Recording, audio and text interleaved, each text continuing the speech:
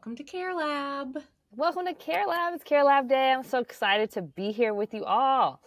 Yes, Care Lab Day is the best day. And today we have a really exciting guest here with us. So we have Lori Williams of Lori Williams Senior Services, and she's here with us today to tell us her own caregiving story and share some of the important lessons that she's learned. But first, let me tell you a little bit about her. And where you can find more about her. So as I said, she's the owner of a senior placement service, Lori Williams Senior Services. She's also the host of the podcast Aging in Style with Lori Williams. And as I said, she's recently added the title of author to her bio. She just published her first book, Surrounded by Love, One Family's Journey Through Stroke Recovery. In the book, she shares what she's learned as an advocate and caregiver for her husband, Mark, who had a series of strokes on Christmas Day, 2022. And we are so happy that Lori is here with us today. Thank you so much, Lori. Welcome to Care Lab. Welcome. Thank you. Thank you so much for having me on. I'm excited to be here.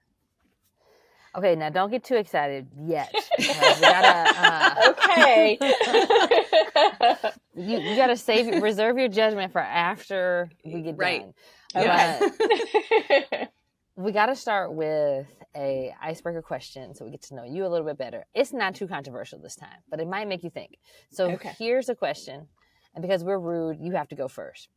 What is there, because you have a book coming out, and so I wanted to know from everybody, is there a book from your childhood that you still enjoy to this day?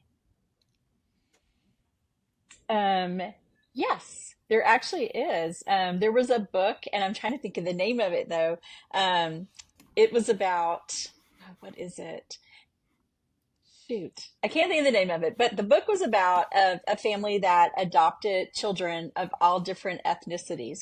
And I loved this book, like I think it was fourth grade, I started reading it, and ended up adopting both my children, who one is from Ecuador and one is from Korea. And so I told my daughter about the book, and I described it to her when she was in about fourth grade, I guess. And she went to the librarian at school, and the librarian knew the book, because I couldn't think of the name, like I can't think of it right now. And so she immediately knew the book, and I ended up ordering it, and my daughter and I read it through a few times throughout her childhood. She's 21 now, but I still have the book, but I just cannot think of the name of it right now. But yes, that is a book I still enjoy.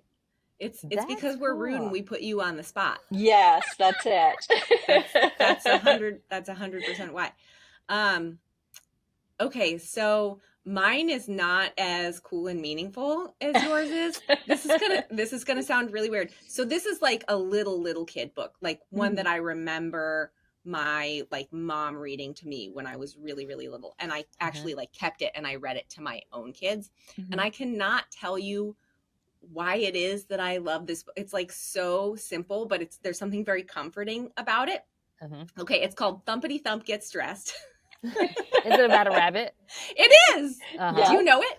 Do you know Thumpity Thump? I don't know. I'm pretty sure I know Thumpity Thump. I don't know if I know that book particularly. Okay. I you know what? And I don't even know. There probably was like a series of books with the character Thumpity Thump, but the only one that I had was Thumpity Thump Gets Dressed. And like he basically he gets up in the morning and he wants to do this activity, he gets dressed for it, and he goes outside, and like the weather's not appropriate for that activity. So then he goes back inside and he changes, and he goes back out again. And then the weather's changed again. And then he goes inside and changes, and then like the weather changes again. And then finally at the end of the day, he's like dressed right and he gets to go sledding.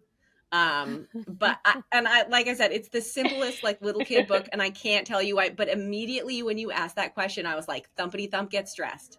That book led you into occupational therapy. That should be your new story about why you became an OT. Because of all the dressing. Because of all the dressing. Yes. Maybe. It is meaningful. Yes. Yeah. A precursor to my profession. Yeah, for sure. Okay, what's yours? Okay, so mine is recent because we were just at the library and they won some books for my kids won some books for their summer reading program. And so one of the books that was sitting there is called Miss Nelson is Missing. And it's this book about a very nice teacher whose class is running over her. And so she decides nobody's listening to me. And so she comes back as like a witch, basically. And it's like a super mean teacher. And What's then her name? I know what book you're talking about, but I it's can't called remember Miss Nelson is Missing. No, but what's the name of the mean teacher? I can't remember. Now I can't remember either. Okay. Even though I just read to the kids the other day. But the mean teacher is her because she dressed up, and the kids spend the whole book trying to find their teacher. And then, of course, the teacher comes back, and then they all act good. And I don't remember why I liked that book so much when I was a kid. When I saw it as an option for the book that they get to win, I picked it for the 2-year-old since she doesn't get to pick. And I read it to the kids the other day, and they picked up in advance that Miss Nelson was the witch. And I was like, you guys are so smart. And they loved the book so much. I actually listened and sat and listened to the book, even though, and they weren't playing around as much as they usually do. So I was like, that's a win from the past brought to the present. That is a win. Yes. I think like the thing that's interesting about all three of our picks is it's something that we ended up sharing with our own kids. And I think that's what a great book from your childhood does. It's something that you like look forward to sharing with your own children, and it makes it so much.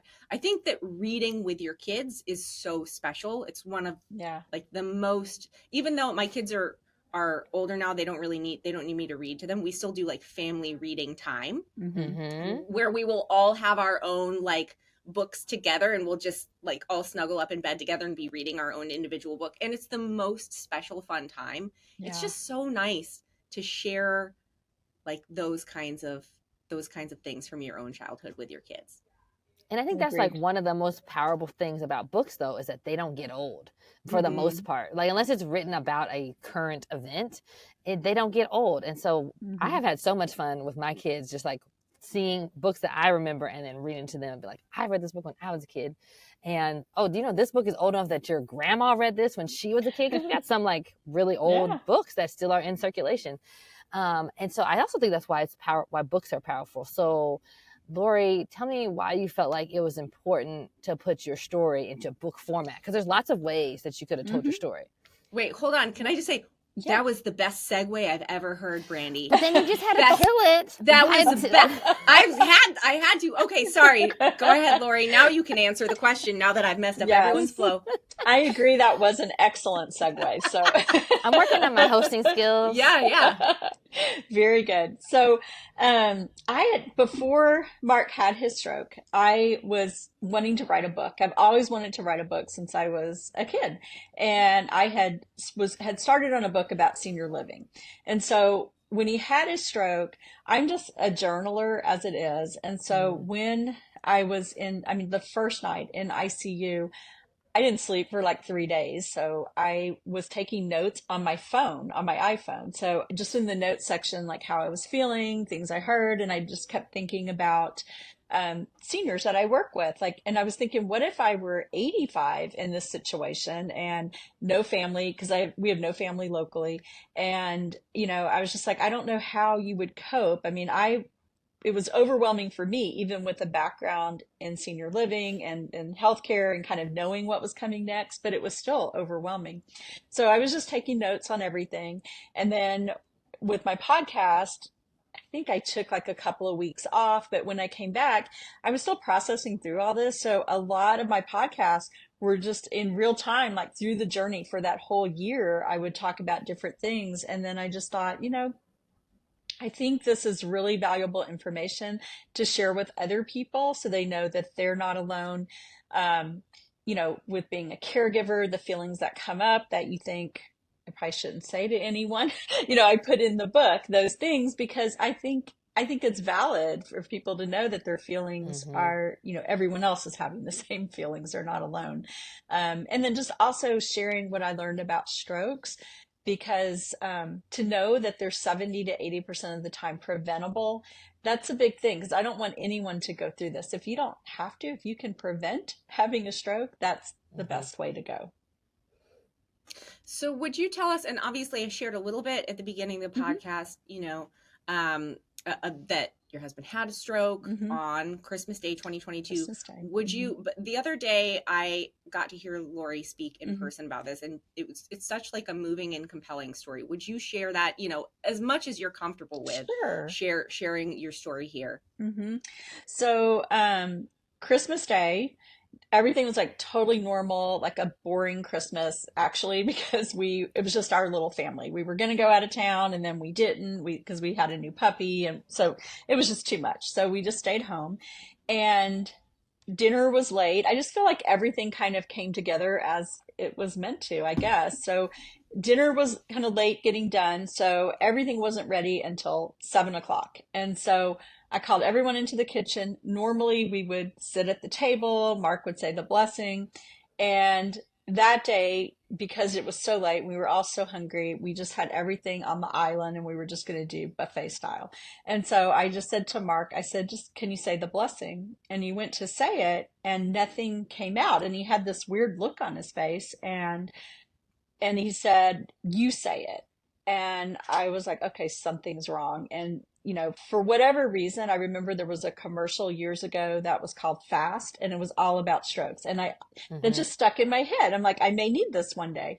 And I looked at him and I said, say something. And whatever he said, it made no sense. And so I immediately knew he was having a stroke. And I said, you're having a stroke. I told my son, who was 26 at the time, my kids were 26 and 19. And I said, stand with dad. What I should have done was call 911. But my Mm. whole thought was fast. I've got to get him to the emergency room fast. And so I just threw on my shoes. It was freezing cold out. Didn't put a jacket on or anything. He could walk still, and he got in the car, he buckled the seatbelt, and I called my friend Carol, who's had worked in hospice at the time, and I said, which hospital do I go to? And she said, go to the closest. So I went to the closest, which was just, a few minutes away, but it wasn't a hospital that did neuro. So this is, where I kind of messed up, because I should have called 911, and I've learned, since, that they take them to the right hospital. And while they're assessing them in your house, they're in contact with the hospital. They're getting ready to take someone who's had a stroke. So, instead I feel like I wasted time with that. Just not knowing, which is, I mean, I'm not beating myself up or anything, but I just want to Yeah, I was gonna share. say, like, don't be so. I mean, I think that you Yeah. did what lots of people do. I also think Hmm. it's so, like, it's really wonderful of you to share that Hmm. with folks, so that other people who, if they find themselves in that situation, they'll know, okay, I do need to call 911. I shouldn't Yes. try to do this on my own. Yeah. Yeah. Mm-hmm. Don't get stuck on the whole fast thing, because that's what I was stuck on. Like, I just got to get him there fast. Um, but, we went to the wrong hospital, and they had to call their sister hospital. And, they ended up care flighting him, which was a huge expense that we wouldn't have had we gone Mm. to the right hospital. Um, but he was care flighted to a hospital, like 20 minutes away. I drove up there. When I got there, they had given him the clot busting drug prior to putting him on care flight. And when I got there in the emergency room, he was talking, and he was like, he kind of slurred a little bit, but he said that was so weird, because they were asking him, what's your name? And he couldn't say his name when he was in the first emergency room. Um, what's your birth date? And he would just kind of like look and laugh, like he could not recall these simple basic things. So by the time he was in the second emergency room, he was saying he could talk, and he just said that was so weird. And then he told me that um, prior to saying the blessing and it not coming out, he was having some symptoms that he didn't tell me. So he Mm. had been trying to call his niece and put a number into his phone, and numbers weren't making sense to him. And I don't know, for whatever reason, he decided not to share that information. I don't know if he thought it was just some weird thing. I don't know. But so he ended up being admitted. We was in ICU, and, they confirmed he'd had a stroke. It was just one stroke at that time. And, the next day when the neurologist came in, he said, you know, you kind of dodged a bullet here. It's looking good. Probably by next Christmas, you won't even be able to tell that he had a stroke. And so we're all like, yay, that's great. The next day, though, I'm sitting there talking to him, looking right at him, and I just see him just go down. And his face, everything just went limp and drooped. And he had, what I found out later, was 3 strokes, a stroke shower, which I'd never heard of, but they were just boom, boom, boom, 3 strokes at one time. And they did severe damage, unfortunately. Mm. So, So that's kind of been our story in a nutshell. And it's been, um, a lot of figuring out next steps, being his advocate. He was in the hospital because, of course, this fell right between Christmas and New Year. So it was kind of a nightmare getting through that because people weren't working, nothing was moving quickly, and we were changing insurance at the first of the year. So we had all that happening as well. But he finally, I think it was January 6th, he was sent to a rehab hospital. Then he was in a neuro rehab for 7 months. And Whoa, Like then, what a kind of neuro rehab did he go like to for seven a months? day neuro rehab no, program. no, he lived at Pate. He was at Oh, he Pate. lived there. Yeah, he was Yeah. living Yeah, there. Okay. he lived at Pate for 7 months and then came home and he did outpatient neuro until about a month ago. Now he has neuro rehab that comes to the house for him. So, but Got it's it. been quite a journey, and I mean, I'm thankful that you kind of listen to when you have those feelings like intuition. And I'd had a feeling in early December that I needed to get us on like a regular insurance. We were on a Medicare plan, which was great. I'm self-employed, so it's not a whole lot of insurances available to you. So we were on this Medicare plan, which had we not been going onto the insurance January 1st onto the regular, and it was an exchange program that we went on, he would not have been able to go to the in hospital rehab unless I paid $80,000 up front. And I did not have $80,000 to pay up front. So thankfully, everything worked out, and I had listened to my intuition to get this regular insurance. It had gone into effect January 1st. And so this insurance, which is a Blue Cross Blue Shield HMO, has covered all of this rehab. 7 months living in rehab, everything has been covered. So that's the good news. So always listen to your intuition is my other kind of takeaway from this whole story. Hey there, it's Amelia. Listen, I am so thrilled to have a great resource like Ask Sammy as part of the Care Lab team, and here's why. It's a game changer for aging in place because it makes it so simple. All you do is ask. Just type in your question or even tell Sammy what the problem is and get tailored solutions. Everything from innovative adaptive equipment to comprehensive resources. It's a great way to become more empowered, to live more independently, and to live with greater confidence. And my favorite thing about how Ask Sammy works is it's deeply rooted in dignity and practicality. So, whether you're a fellow therapist, a care partner, or someone who's seeking solutions for themselves, visit www.asksammy.com. We're going to link it in the show notes so you can find it there. Start making home more accessible today. Now, back to the show. I also want to point out something that I think that you have done really well as an advocate, which you have done something that I think a lot of people don't realize is even possible.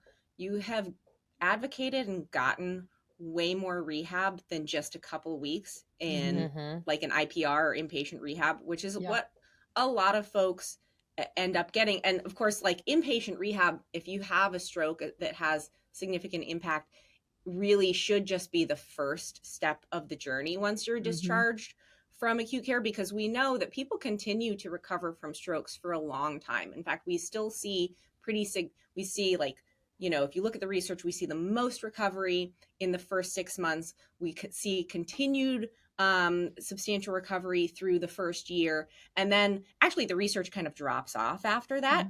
But in my own clinical practice, I know that we can continue to. The brain is never static; it's always developing and it's always changing, and we can always use that neuroplasticity to continue to get positive change. And so something that I want to point out that I think you've done really beautifully and that I want to, encourage people to do is advocate for more rehab and more therapy, because recovery doesn't end a month after stroke. Exactly. In fact, that's just barely the beginning. barely the beginning. Yeah. And so, making sure that he's had the opportunity to get all this rehab on an ongoing basis, like I just know has made a difference, you It know. has. And I mean, you're right that it'll be 2 years this Christmas. And he now gets where they come to him. He's on rehab without, what is it? Rehab without walls. I always want to say rehab without borders, but that's not it. It's rehab without walls Hmm. is who comes to him now. And he gets 24 hours of rehab a week, which is kind of incredible. Now, here's the Yeah, thing. This is In the, his own environment, which is like yes, the yes. best. the with best and our so with important. yeah, with our dog who has made herself into a therapy dog, laying on the bed with her, face on his shoulder, and he's doing PT. So that's, I mean, that's beautiful, and that's what he, it really makes a difference for him. But here's the thing though that I've learned. So he is not Medicare age yet. Had we been on Medicare, these options would not have been available to us because Okay. Medicare does not pay for it. I've asked the questions because he's been at PAID, he's been at Hmm. Center for Neuro Skills, and now he's Rehab Without Walls. And so that's the problem, is Medicare won't pay for it for whatever reason. Also, I want to say, because we are in a big city like Dallas, he has had more, there are more resources, because I have a friend who's a neurologist in Mississippi, and she said there is nothing like this. And I recently had lunch with someone from CNS, Center for Neuroskills, and she said that they have teams who go all over the country and will bring people from other states here to do their program. So, I mean, I think those were the things that were on our side. Now, Mark will be 64 and a half on December 22nd. And at that time, he has to go on Medicare because he gets disability. So when he goes on Medicare at that time, we won't be able to get what he's been receiving. So I'm just, hoping we get all of this until the very last minute, until we have to switch to Medicare. And then that will look different. So he'll still be able to get some rehab, but I know that'll be limited. I think you have just dropped a whole lot of gems and wisdom in a short amount of time. And I just want to backtrack just a small bit to Sure. be able to like lay that out for people and how they Hmm. can enact that in their own spaces.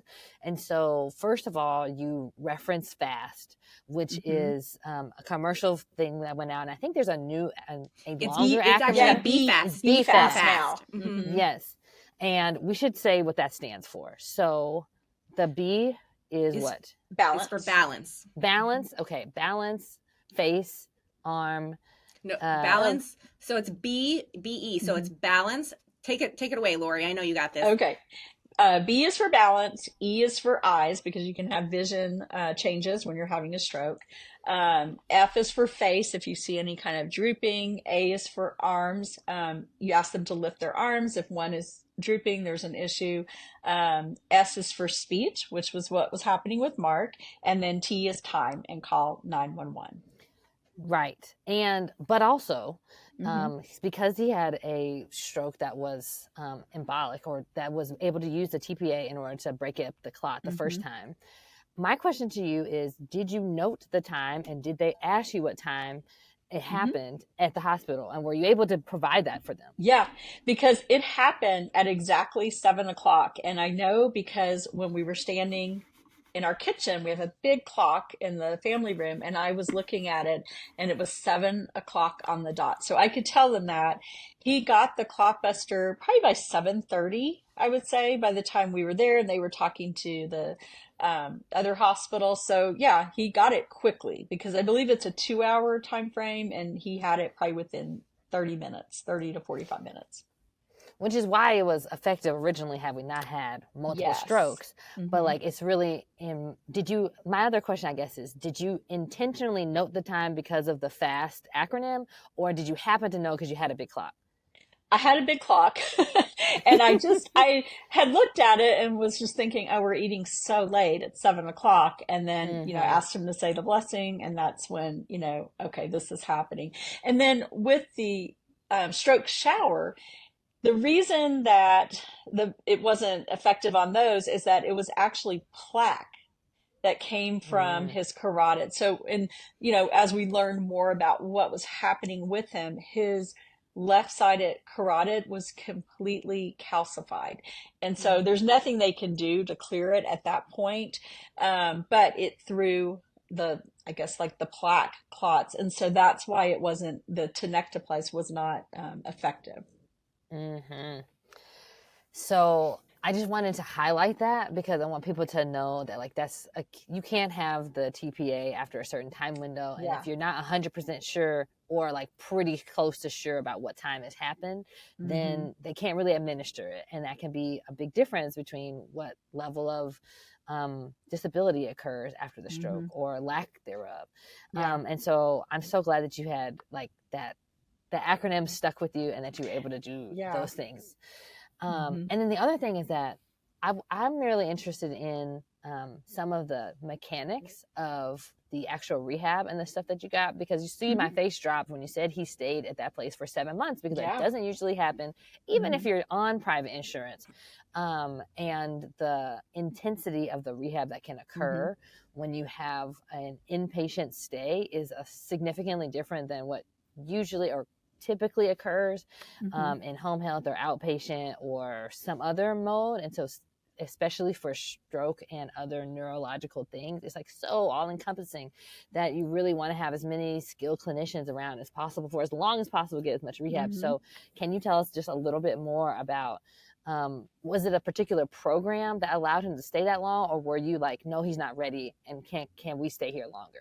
No, so it was all kind of on them. So with his strokes, when he had the strokes, so when the strokes happen on your left side, it affects your right side. So when it affects the left side of your brain, it affects your right side. So he has severe aphasia, apraxia, and when he left the hospital to go to the first in-hospital rehab, he was paralyzed on his right side. So he left the hospital, medical transport on a gurney. So he could not even like move. So once he finished the in-hospital stay, there was no way I could bring him home. I mean, he still was not able to walk at all. They had him in a wheelchair. He could sit up in a wheelchair, and things were getting better. Like, he doesn't have a significant droop in his face. All that kind of like went away in like probably the first 2 weeks. And he initially had a lot of vision issues as well, which have since gotten much better. Oh, good. So, I mean, I don't know if other people like knew, but I asked for PATE because people were telling me that, because I work in senior living. So people were reaching out to me who, worked in home health or different things. And they're like, Lori, you need to contact PATE, which I had known of PATE. I had never been there, but I knew of it. And so I called them and I said, this is where I think my husband should go. And they came to visit him. They assessed him, said he would be right for them. I also learned later that there's some kind of mandate in the state of Texas. It's like a brain injury mandate, I think is what it's called, where they have to provide so much rehab for someone who's had a brain injury, whether from a stroke or a TBI, traumatic brain injury. So I don't know a whole lot about that, but that's what I was told by PATE. And then also CNS mentioned this mandate. So I don't know if y'all know about that or not, but that's something in the state of Texas, which I believe helped us also. I think that's super important because every state has different things going on. Yeah. And like, even though Missouri, for example, doesn't have PATE to my knowledge, or Kansas City, there are other waivers and other things that are going on with brain injury. And so because the way our healthcare system works and the way payment works, it's all very disparate.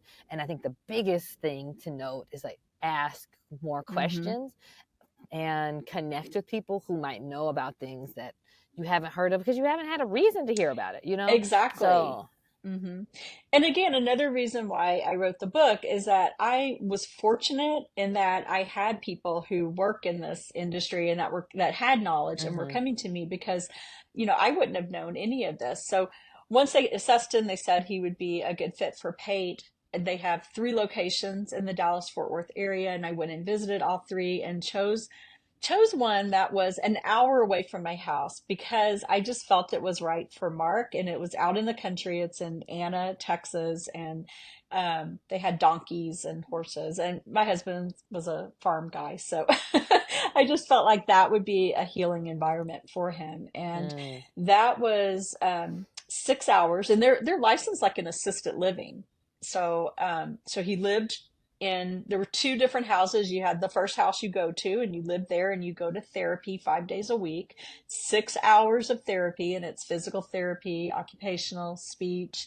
I mean, they did other things with him too. Like I think they had like a therapist talk to him, just to make sure he wasn't becoming Yeah, depressed. they have neuropsychologists like Yeah. Hmm. there Yeah. too. Yeah. Mhm. So there was, I mean, all kinds of resources available. Their social worker was wonderful. She gave me a great resource that helped me get disability for him much quicker.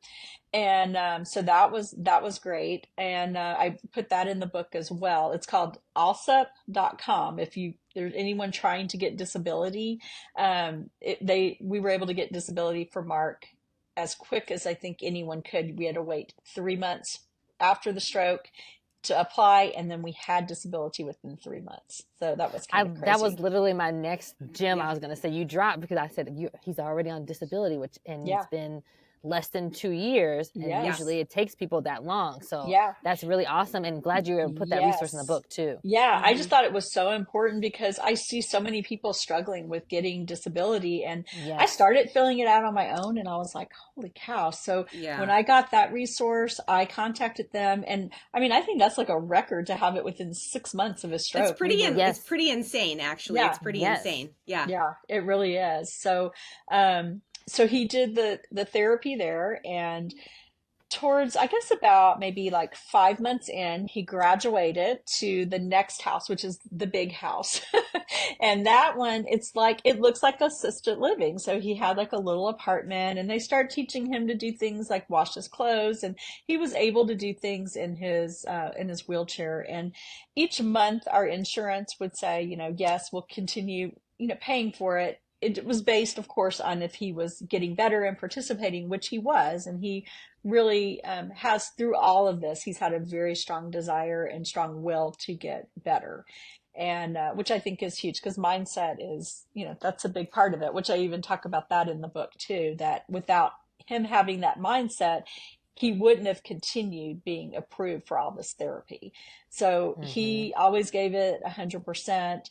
Um, and they were wonderful. They let us bring our dog to visit him, and outside, but it's just things like that that make a difference for people. So we had hoped that he'd be able to stay, maybe like 8 months, but at the 7 month mark, they said, it's we feel like he can just go to the day neuro program now. He was at the point where he could walk with his cane, walk short distances, and transfer well. So, and during this time, they had sent an occupational therapist to my house and Mark to figure out what we needed to do to our house. Because here's the other thing people don't realize: your standard house, and like, why would you know this? The standard house, the doorway into the bedroom is wide enough for a wheelchair. The doorway into a bathroom is not. So we had issues, and like in Texas, a lot of the master bathrooms are built where you've got the big bathroom, and then you have like the little potty room kind of The thing. tiny Little toilet toilet closet. closet. Yeah, yeah. Yep. And there's Hate those. nothing, yeah, there was nothing we could do to fix that. So thankfully, we had bought this house 27 years ago. And when we bought it, I still remember to this day walking in and Mark saying, this is the perfect house because the master's down. There was another bedroom and bathroom down.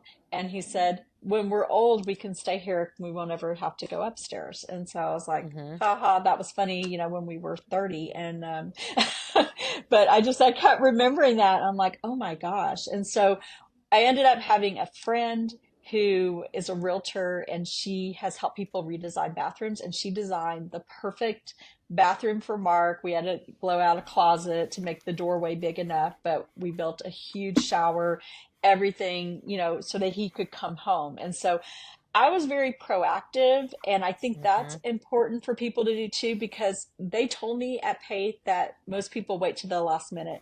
You can't wait till the last minute to rebuild a bathroom, because that took about 8 weeks to get it completely Yep. done. So you Exactly. have to be on it right away. And, that was one thing throughout all this. I was trying to stay a few steps ahead and know what's going to Hmm. be next. Care Lab listeners, it's Brandy, and as the founder of a platform made to make aging in place easier for everyone, I knew it would be incomplete if we did not have education, especially for caregivers. So whether you're a family caregiver or somebody who trains a whole organization, Higher Standards Caregiver Training videos are for you. I'm so proud that we were able to partner together with Amelia in order to provide these to you because they're easy for everybody. You get great occupational therapist-led training on topics like transfers and how to care for someone as they age, or maybe as things change when you have Parkinson's. So no matter if you're the loved one who doesn't know exactly what to do next because things are getting different, or if you're a professional who trains caregivers that go into the community and you need some quality education, you get both from Higher Standards Caregiver Training. And you need to check them out at higherstandardscaregivertraining.com. Oh, so that's a great point. My question for you is, how did you try to stay one step ahead or two steps ahead? Because like you don't know what to do. This is not an experience that you've had. So what tactics did you use in order to try to look ahead? Well, I mean, I would talk to the social worker a lot. And so we had the game plan. So from the moment he went to PATE, which was end of January, he went to PATE. They were talking to me about, okay, we believe we'll be able to keep him until May. That was the original thought. And then, so I said, okay, great.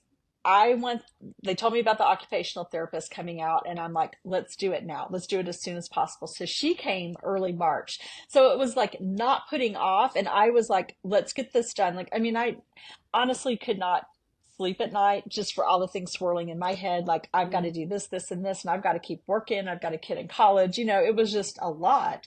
But I mean, I'm a planner by nature, so I think that probably helped me.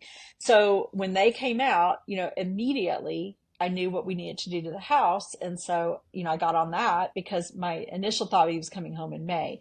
And then they ended up keeping him until the end of July. So everything was ready when he came home. We were able to start bringing him for short visits at home, which was nice, and because I had a bathroom he could use, and he was able to transfer. So that's why I think it's so important. Like, know what's coming next. And I was always asking the social worker, okay, what's the plan once he's done here?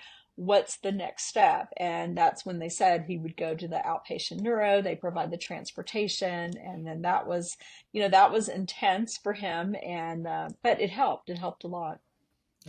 I think one of the other really important takeaways from listening to your story is how well you utilized your resources, both in the community around you and then the people who were currently serving Mark and serving you at that time. You talked to them, you asked them questions, you asked them about that next step and what that meant, early on in the journey. I think that's one of the things that unfortunately sometimes healthcare providers don't always, they get in a rush and they don't always necessarily do the best job letting you know, okay, what's the next resource after this? Because as you said, we're really, really lucky in the DFW area to have two really excellent neuro specialty rehab centers in PATE and CNS.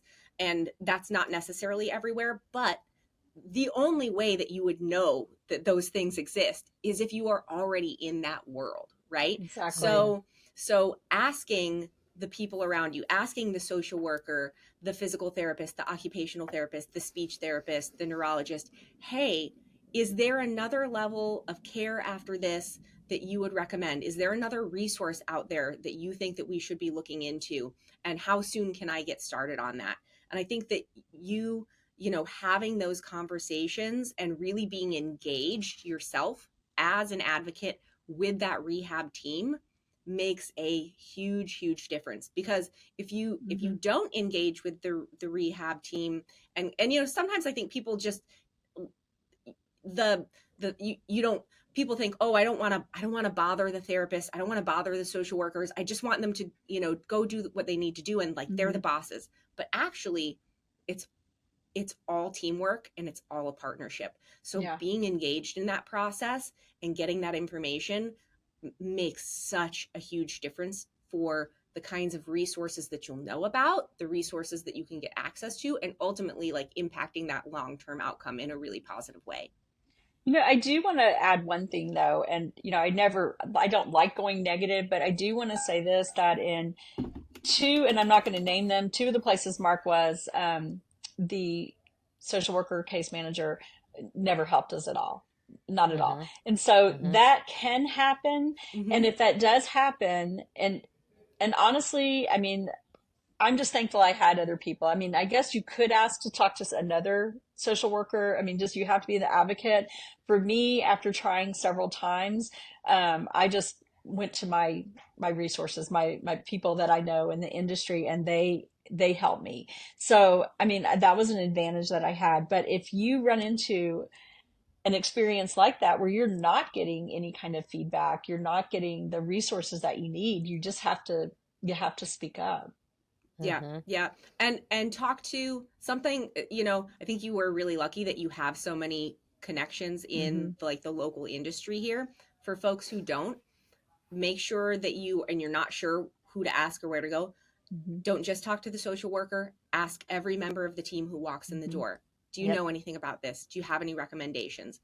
Who should I talk Someone, to? at least one Yeah. person should be helpful and should know what to do. And if really no one is being helpful to you and no one seems to know what to do, then Mm-hmm. maybe it's time to think about, you know, asking for a different provider or Yep. asking Exactly. to see another team member to get those Mm-hmm. resources, because someone's got to know something, right? And Mm-hmm. it is the job of that healthcare team to not just Mm-hmm. help you right there in that moment, but to help lay a foundation for a stronger, better recovery in the long term, no matter Yep. what Exactly. level of care you're at. Mm-hmm. And at the bare minimum, at least help you know how to do the next step, even if they don't Yeah. walk you through the whole process, but like at Mm-hmm. least help you get to the next step. Mm-hmm. If you're not getting that, then reach out, and Mm-hmm. like, even if it's to somebody who's not in your area, just somebody who's in healthcare, or Yeah. shoot, literally at Ask Sammy and find a clinician there who can help you navigate. Mm-hmm. Like that's really the most important part. And I'm so I'm so conflicted. I think Mm-hmm. it's sad that you and the greater you of all of Mm-hmm. us in America have to be such big advocates for Mm-hmm. our family members and friends in the healthcare system, and it doesn't just flow in easily like that. But I'm really glad that you were able to navigate in that way, and then also share all of those learnings with others so that they can also find ways to apply that in their own situations. Yeah, agreed. And I feel like, one of the things I was making notes on my phone was when Mark was in the first hospital. Um, I mean, it was just like once he went from ICU to I think he was in ICU 4 days, and then he went to a room on the neuro floor. And that morning, like the fourth day he's there, that morning, a doctor came in and said, when is he leaving? When are you getting him out of here? And I'm just like, I mean, he's hooked up to everything. He can't walk. And, all I could think was if I were 85, instead I was 58 at the time, but if I was 85, I mean, older people have a different way of responding to doctors. They think Mm-hmm. they know everything. And, I was like, kind of like dumbfounded. And I'm like, oh, I'm waiting on insurance. We're trying to figure a plan. He has to go to in-hospital rehab. Well, I mean, fortunately, I do know people in senior living and in all the different, in healthcare. One of my closest friends is a neurologist in Mississippi, and my sister-in-law is a nurse anesthetist. So I had them, and so I'm telling my sister-in-law, who happened to be there at the time, and she's like, "No, this doctor cannot be trying to force you out of there." He comes back the fifth morning again. When are you leaving? And my sister-in-law was up there later, and she told the neurologist what was going on, and he's like, "No, this is not okay. This is, I mean, adding more stress to a family."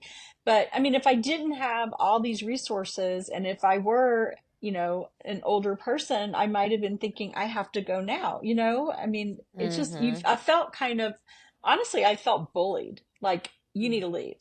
We want you out now. And I'm like, what do you want me to do? I mean, he can't walk. I mean, he can't talk. What am I supposed to do? So, so that's, I mean, that was why I really, another reason I wrote the book. Just, you have to be an advocate and you have to ask questions. And if you don't like what a doctor is telling you, like this doctor wasn't even my husband's doctor, you've got to tell the doctor in charge, tell whoever is treating your husband or wife or whoever it is, tell them what's going on, speak up.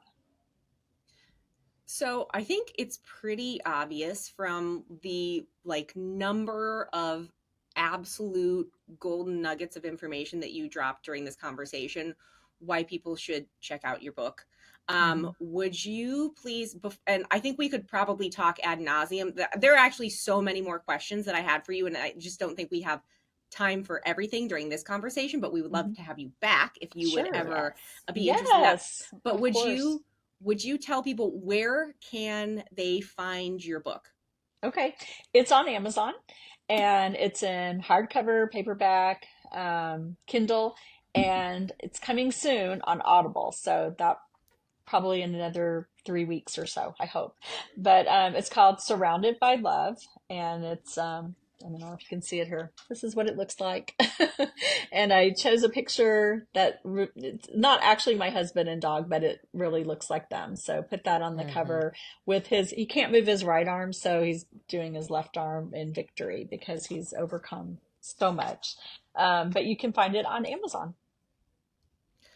Well, I'm just so grateful that you came to the podcast. And, thank you. Amelia and I don't know why I said that. Story of my life, dude. Story of my life. I think there is so much power in hearing things come from somebody who's experienced it. And Amelia and I are both in healthcare. We've both worked with patients who've had strokes. And we could have said all these same things, but it means so much more when it comes from somebody who's experienced it. And so thank you for coming on the podcast to be able to share that with others and for putting it in book form so that people can access it for forever. Yeah, I really, really believe that this is the kind of information that can genuinely change people's lives and really make people's lives better. So thank you so much for sharing it here. Thank you for sharing it in your book. As I said, we'd love to have you back again. Listener, if you enjoyed this information, if you thought it was helpful, if you liked the podcast, please make sure that you are liking us, subscribing to Care Lab so that you get notifications when the next episode drops, which is every Friday. Leave a comment if you can. Ask us your questions. If there's something that you want to know about or a subject that you would love for us to cover, let us know. And Brandy, anything to add before we sign off here? No, like and review it, and we'll see you next time. We'll see you next time right here on Care Lab. Bye. Bye. Bye.